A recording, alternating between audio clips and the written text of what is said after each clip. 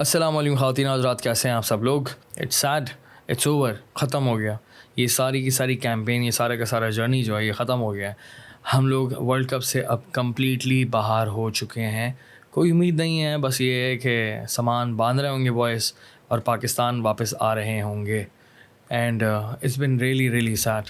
थोड़ा सा मैच का रिव्यू करूंगा मैं। हुआ वही जिसका डर था, पाकिस्तान टॉस हार गया और फिर उसके बाद जो है जॉस बटलर ने बैटिंग करने का फ़ैसला किया। वहीं पाकिस्तान की जो उम्मीद बची थी, जो कि बड़ी अनरियलिस्टिक उम्मीद थी, हमारी फजूल की उम्मीद हम लगा लेते हैं इस टीम से, वो वहीं ख़त्म हो गई थी। और उसके बाद जो है दबा के रन्स पड़े और अगेन वही पैटर्न कंटिन्यूसली चल रहा है। पाकिस्तान की बहुत बुरी बॉलिंग, हारिस रऊफ़ का बुरी तरह से पिटना, 500 रन से ज़्यादा खा लिए हैं पूरे वर्ल्ड कप में, बहुत ज़्यादा। हाईएस्ट रन जो पाकिस्तान की तरफ से अगर किसी ने खाए हैं या बनाए हैं, किसी बैट्समैन ने भी इतने रन नहीं बनाए। अब मैं क्या बॉलिंग की बात करूं यार, हम लोग पहले ही बात कर चुके हैं, हमारे पास स्पिनर है ही नहीं। आज आपने आदिल रशीद की बॉलिंग देखी होगी, मोइन अली की बॉलिंग देखी होगी, इतना टर्न कर रहे थे, लेकिन हमारे पास कोई स्पिनर ही नहीं है जो कि टर्न कर सके।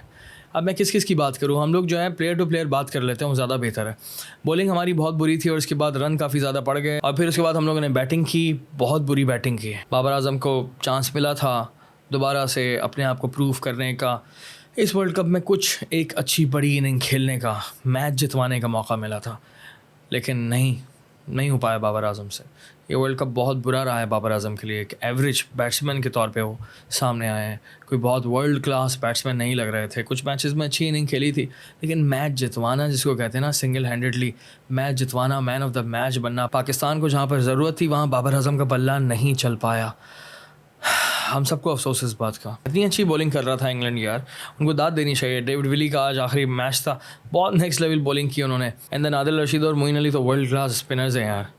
पाकिस्तान टीम की थोड़ी सी हम लोग बात करते हैं थोड़ी डिटेल के अंदर ना, क्योंकि अब हमारा वर्ल्ड कप ख़त्म हो गया, अब सारी कैंपेन ख़त्म, अब सारी उम्मीदें ख़त्म हो गई हैं। हमारे साथ प्रॉब्लम क्या है, मैं एज अ फ़ैन किस तरह से इसको देखता हूँ उस पर बात कर लेते हैं, क्योंकि हमारे फैंस का ओपिनियन भी मैटर करता है थोड़ा बहुत। आई थिंक हम लोग एक ज़माने से क्रिकेट देखते हैं, 20-20, 25-25 साल हो गए हम लोगों को क्रिकेट फॉलो करते हुए, तो थोड़ी बहुत हमें भी इसकी समझ होती है। जिस तरह से मूवी की समझ होती है फैंस को, तो इसी तरह से स्पोर्ट्स की भी समझ होती है फैंस को। इस वर्ल्ड कप में जितनी फेलियर्स है उस पर बात करते हैं, और जो पॉजिटिव चीज़ें थी, जो कि हमारे अच्छे रिजल्ट्स थे और जो कि शायद फ्यूचर में पोटेंशियल अच्छे प्लेयर्स उभर कर आ सकते हैं, उस पर बात करते हैं। फेलियर्स में हुआ ये कि भाई बाबर आजम, सबसे पहले बाबर आजम की कप्तानी पर सवालात उठे और बिल्कुल जायज़ थे। मैं बाबर आजम को एज अ बैटर बहुत ज़्यादा पसंद करता हूँ, लेकिन as a captain I don't think so. बहुत सारी खामियां हैं, सबको पता है। आई थिंक हमें इस वक्त एक ऐसे कप्तान की ज़रूरत है जो कि थोड़ा एजुकेटेड हो, जिसको बोलना आता हो, अंग्रेज़ी उर्दू जो भी है, कॉन्फिडेंट हो और अपने ऊपर बहुत ज़्यादा प्रेशर ना ले। कैप्टनसी आती हो, टेक्निक्स का पता हो, कैलकुलेशन अच्छी हो यार। बाबर की कैलकुलेशन बहुत ऑफ है। एंड देन मुझे लगता है कि बाबर का जो फ्यूचर है वो विराट कोहली वाला ही होना चाहिए। विराट के पास से जब से कैप्टनसी गई है, अब विराट दोबारा से फॉर्म में आ गए। अब देखें, आप उनको कंटिन्यूसली रन्स कर रहे होते हैं, सेंचुरीज़ कर रहे होते हैं, शतक चढ़ रहे होते हैं। बाबर के पास से कैप्टनसी लेकर आई थिंक हमें किसी और रिस्पॉन्सिबल बंदे को देनी चाहिए, जो कि थोड़ा बहुत एक्सपीरियंस भी हो, या फिर आप कैप्टनसी किसी नए बंदे को दे सकते हैं। आप शान मसूद को उसके लिए ट्रेन कर सकते हैं। शान मसूद एक अच्छा फ्यूचर है, जिस तरह से कायद आज़म ट्रॉफी में उन्होंने रन किए हैं। एंड देन साथ में एक हमारा फ्यूचर दिख रहा है मुझे, साइम अयूब, जिस पर मैं काम करना चाहिए। अब्दुल्ला शफीक की इनिंग्स की बात करते हैं, एक अच्छा वर्ल्ड कप रहा उनके लिए और ये एक पॉजिटिव साइड थी। लेकिन उसके बाद फेलियर की बात करता हूँ, रिजवान ने कुछ मैचेस में अच्छा खेला, स्पेशली शुरू के 2 मैचेस में। उसके बाद तो बहुत ही बैड सीन था यार, रिजवान का बल्ला नहीं चल पाया, रिजवान कुछ नहीं कर पाए। बहुत सारी वजूहत हैं जिसकी वजह से हम लोग इस नहज पर पहुँचे हैं यार। एक और वजह है इमामुल हक का ना चलना। इमामुल हक ने बहुत बुरी तरह से डिसअपॉइंट किया सबको, एंड इट्स रियली सैड यार। मैं तो, मेरी बड़ी ख्वाहिश थी कि उनका बल्ला चले, वो सेंचुरीज़ मारें, वो एक बड़ा प्लेयर है, अच्छा प्लेयर है, लेकिन आई थिंक उनको अपनी क्रिकेट अपग्रेड करने की ज़रूरत है, तेज़ खेलने की ज़रूरत है। जो प्रोटीन वाली बात थी वो एक अजीब सी फजूल की बात थी यार। बात यह है कि वो रन्स आ नहीं पाए जो आने चाहिए थे, उसकी वजह से काफ़ी नुकसान हुआ है हमें यार। क्योंकि ओपनर होता है, ओपनर का चलना बहुत ज़रूरी होता है। एंड देन फ़खर ज़मान आते हैं, फ़खर ज़मान का वो ये बल्ला चल गया तो बहुत अच्छा होगा। एंड देन कंसिस्टेंसी नहीं है, कंसिस्टेंसी आई होप कि फ़खर के पास आए, क्योंकि अगर फ़खर कंसिस्टेंट हो गया, मतलब 10 में से 6 मैचेस में चल रहा है, तो फिर मैच विनर सबसे बड़ा हमारे पास वही है। फिर हमारे पास सऊद शकील आते हैं। सऊद शकील एक अच्छी फ़ाइन है, एक किताबी प्लेयर है, लेकिन उनको भी क्रिकेट अपग्रेड करने की ज़रूरत है। आई थिंक ODI के अंदर हम लोग अगर मुकाबले में देख रहे हैं तो इंडिया देख रहे हैं यार। ऐसी पोजीशन पे वहाँ KL राहुल खेलता है, इतने छक्के मारता है, इतने ख़तरनाक बैट्समैन हैं, तो आपको बैटिंग अच्छी करनी होगी, अपनी थोड़ी सी हार्ड हिटिंग देखनी होगी, आपको रन रेट का पता होना चाहिए कि टेस्ट मैच नहीं, सिंगल डबल मुश्किल से चौका मार दिया, छक्का तो मारा ही नहीं ना, आता ही नहीं मारना। अब इस तरह से दूसरे एंड पर इफ्तिखार भाई हैं, छक्के बहुत अच्छे मारने आते हैं उनको, चौके भी मारने आते हैं, लेकिन इनिंग बड़ी नहीं करनी आती। 40 ओवर के बाद आएगा तो इफ्तिखार अच्छा खेलेगा, 40 ओवर से पहले इफ्तिखार का बल्ला नहीं चलता। कोई भी आम सा उनको स्पिनर आउट कर सकता है, स्पिन पे बहुत ज़्यादा बुरी तरह से वो स्ट्रगल करते हैं, कोई अच्छा फास्ट बॉलर भी उनको आउट कर देता है शुरू के ओवर्स में। सो जब तक बॉल सीधा नहीं होता इफ्तिखार से खेला नहीं जाता। सो ये मिडल ऑर्डर तो नहीं हुआ, ये तो मज़े का सीन है। ये तो T20 वाला सेटअप है। उसके बाद हमारे पास शादाब की एंट्री होती है। शादाब जो है एज एन ऑलराउंडर खेल रहे हैं, लेकिन एक्चुअल में बॉलिंग ऑलराउंडर। बॉलिंग शादाब एक लेग स्पिनर है, उनकी लेग स्पिन भी नहीं होती, वो भी सीधी आती है, उनकी गूगली भी सीधी आती है, और सीधी तो एक फ्लिपर है, वो तो सीधी आती है। तो वो एक राइट आर्म स्ट्रेट बॉलर बन गए हैं, और इतना बैट सीन है। और एक तरफ आदिल रशीद की हम लोग बॉलिंग देखें तो दिखता है कि यार टर्न है, लेकिन शादाब का कंट्रोल ही नहीं है।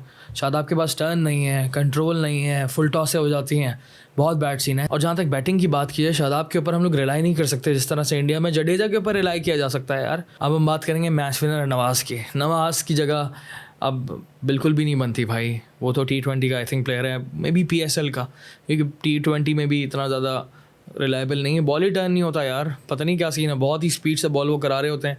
एक तरफ अगैन मैंने जडेजा की एग्जांपल दूंगा, क्योंकि नवाज़ और जडेजा सेम ही है, दोनों ही लेफ्टी हैं, तो बनता है कंपैरिजन। उनका टर्न देखें आप, उनके पास वेरिएशन देखें, उस बंदे को बॉलिंग करनी आती है। और हमारा नवाज़ इतना थ्रेटनिंग नहीं है अनफॉर्चुनेटली, कोई भी बैट्समैन उसको आराम से टैकल कर लेता है। बहुत ही बैड सीन है यार, एवरेज बॉलिंग है।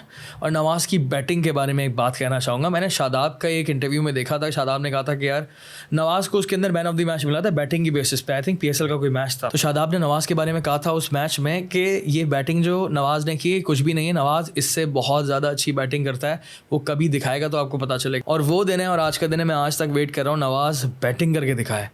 बट नवाज़ की बैटिंग नहीं दिखती। बल्ला वो एडम गिलक्रिस्ट की तरह पकड़ता है कि ऐसा लगता है कि बहुत नेक्स्ट लेवल होगा कुछ, लेकिन सर सॉरी, सीन ऑफ है। देन आगा सलमान को स्क्वाड में देखते हैं, 1-2 मैचेस खेले उन्होंने, ज़्यादा कुछ किया नहीं है। बैटिंग आज के मैच में अच्छी की थी इंग्लैंड के ख़िलाफ़, लेकिन ये है कि अभी कुछ कह नहीं सकता, मैं ज़्यादा बोल नहीं सकता। लेकिन आई थिंक उनको ज़्यादा खेलना चाहिए। उनको ऐसे प्लेयर्स को लेकर आना मुझे अजीब सा लगता है जिन्होंने पहले पाकिस्तान के लिए कुछ खेला ही नहीं है, ODI में कोई नाम किया हो, कोई काम किया हो, 2-3 साल का एक्सपीरियंस हो, आप वर्ल्ड कप में लेकर आ रहे हैं out of nowhere. I don't know किस बेसिस पे आते हैं ये प्लेयर्स, लेकिन ये टाइम देना बड़ा ज़रूरी है। हाँ, एक्स्ट्रा ऑर्डिनरी टैलेंट है, समझ आता है, लेकिन वो एक्स्ट्रा ऑर्डिनरी टैलेंट दिखा नहीं है अनफॉर्चुनेटली अभी तक। अब आते हैं फास्ट बॉलिंग पर। Hasan Ali, unfortunately we have lost that Hasan Ali जो 2017 में थे। आई डोंट नो इसके पीछे क्या वजह है, मैंने एनालिसिस नहीं किया, मैंने नहीं देखा। उनकी इंजरी है, वो क्या अपनी कोई कंट्रोल भूल गए हैं, स्विंग भूल गए हैं जो उस ज़माने में किया करते थे। यार हसन अली ODI का नंबर 1 बॉलर रह चुका है पाकिस्तान की तरफ से, अब वहाँ से यहाँ गायब हो जाना टॉप 10 से भी, एंड देन विकेट टेकर नहीं बनना, मतलब अर्ली विकेट्स लेना, थ्रेट करना सामने वाले बैट्समैन को, ये वाली कहानी जो है हसन अली के अंदर बिल्कुल भी नहीं है अनफॉर्चुनेटली।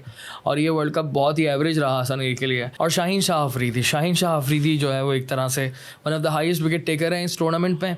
लेकिन मैंने पहले भी कहा था, शाहीन शाह अफरीदी का जो कॉम्बिनेशन था नसीम शाह के साथ वो बड़ा अच्छा था। दूसरे एंड से नसीम शाह फंसा के रखता था, यहाँ से शाहीन शाह अफरीदी जो है वो अच्छी बॉलिंग करता था, नपी तोली बॉलिंग करता था, विकेट लेता था। और एक और चीज़ भी हमने नोटिस की कि शाहीन शाह अफरीदी का पेस गिर रहा है, 130, 132, 135, मैक्स 140, ये 145 प्लस बॉलर था।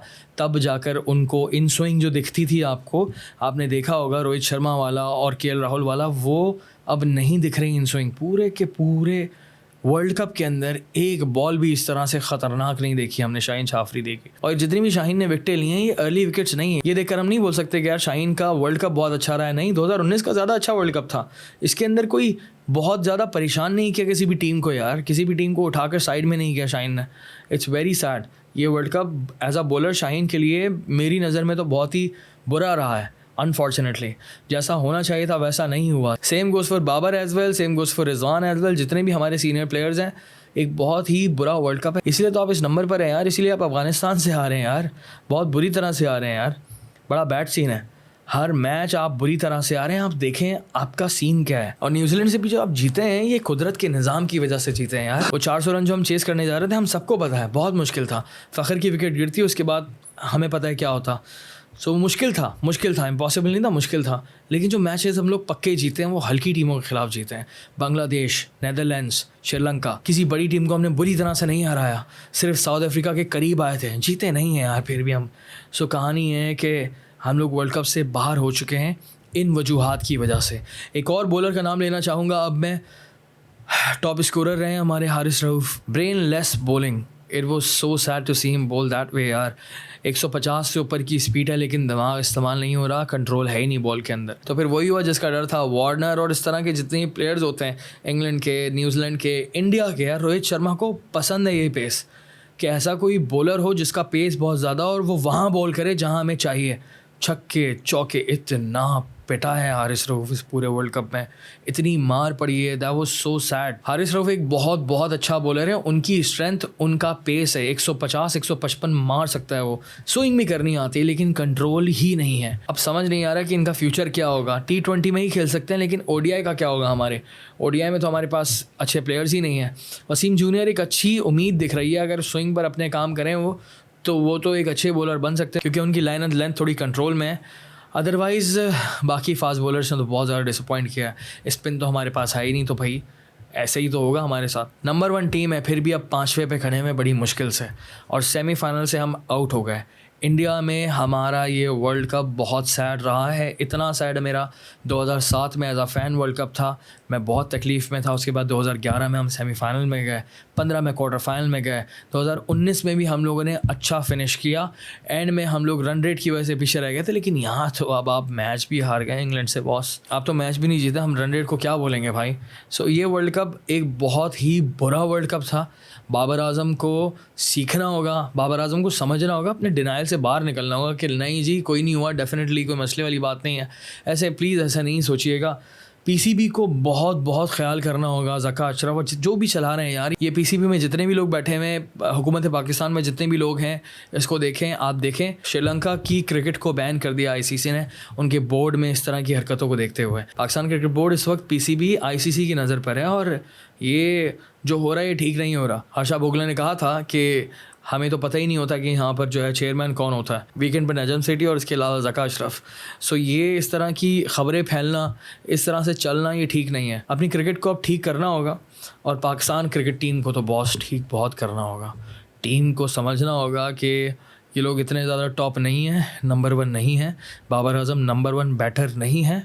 बाबर आजम को टाइम लगेगा। बाबर आजम के पास अगले 2 और वर्ल्ड कप्स हैं इंशाल्लाह।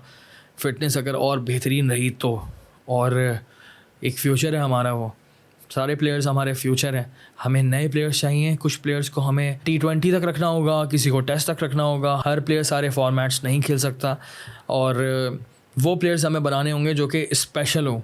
So it's very important. और अब सिर्फ 1.5 साल है हमारे पास। 2025 में पाकिस्तान होस्ट कर रहा है champions trophy ICC। Defending champions हैं हम, होस्ट भी हम हैं, और पाकिस्तान गया था अभी इंडिया। मुझे उम्मीद है आने वाली गवर्नमेंट इंडिया की BJP की ही होगी, मोस्ट प्रॉब्ली नरेंद्र मोदी ही प्राइम मिनिस्टर होंगे। तो उम्मीद करता हूँ कि मैं ये जितनी भी लीडरशिप है इंडिया की, ये इंडियन क्रिकेट टीम को पाकिस्तान आने देगी, क्योंकि ये जब होगा, इस पर मैं अलग वीडियो बनाऊँगा एक, जिस पर मुझे पूरी उम्मीद है कि ये हो इंशाल्लाह और पाकिस्तान होस्ट करेगा, सारी टीम आएंगी और फिर ये बहुत बड़ा टूर्नामेंट होगा। तब तक हमें बहुत सारे काम करने हैं, अपनी क्रिकेट टीम को बहुत बेहतर करना है, because this is really sad. ये जो हुआ है हमारे साथ इस वर्ल्ड कप में बहुत बड़ा मजाक हुआ है, सारे फैंस दुखी हैं। एक और चीज़ आखिरी मैं करना चाहूँगा जो कि पाकिस्तान क्रिकेट टीम फैंस इससे रिलेट कर सकते हैं। जितने भी लोग फैंस नहीं हैं ना हमारी तरह, सुबह शाम देखने वाले, सीरीज़ फॉलो करने वाले, टेस्ट मैचेस देखने वाले, हमारी जो मेजॉरिटी लोग हैं वो नए फैंस बनते हैं। इस वर्ल्ड कप की वजह से मैं आपको बता रहा हूँ, लाखों लोगों ने क्रिकेट देखना छोड़ दिया and it's really sad. Pakistan cricket team बहुत सारे फैंस लूज़ कर चुकी है। तो अब हमें दोबारा से इकट्ठा होना होगा और उम्मीद है कि क्रिकेट बेहतर हो हमारे मुल्क की, लेकिन अभी तो बहुत दिल दुखा हुआ है बॉस। It's really sad. खुश रहें, दुआ में याद रखें। फ़ी अमान अल्लाह।